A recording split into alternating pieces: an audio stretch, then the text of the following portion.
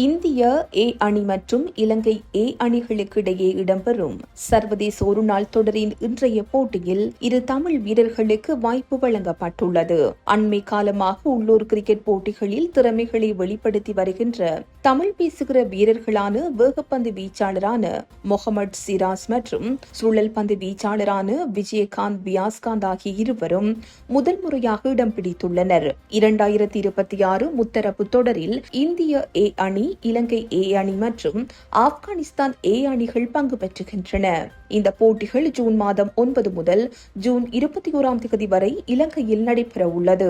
இன்றைய ஆட்டத்தில் இலங்கை மற்றும் இந்திய அணிகள் பல பரீட்சை நடத்தியுள்ளன. லீக் சுற்றுக்கு பிறகு முதல் 2 இடங்களை பிடிக்கும் அணிகள் இறுதிப் போட்டிக்கு முன்னேறும். இதன்படி இன்றைய போட்டியில் நாணய சுழற்சியில் வென்ற இந்திய ஏ அணி முதலில் துடுப்பாட்டத்தை தெரிவு செய்தது.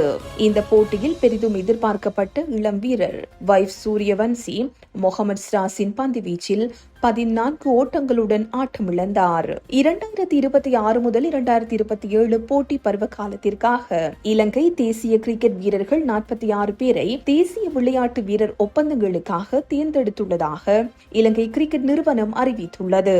இதில் முதல் தடவையாக அண்மை காலமாக உள்ளூர் கிரிக்கெட் போட்டிகளில் திறமைகளை வெளிப்படுத்தி வருகின்ற தமிழ் பேசுகின்ற வீரர்களான வேகப்பந்து வீச்சாளரான முகமது சிராஸ் மற்றும் சுழல் பந்து வீச்சாளரான விஜயகாந்த் வியாஸ்காந்த் ஆகிய இருவரும் முதல் முறையாக இடம் பிடித்துள்ளமை மற்றும் ஒரு சிறப்பம்சமாகும்.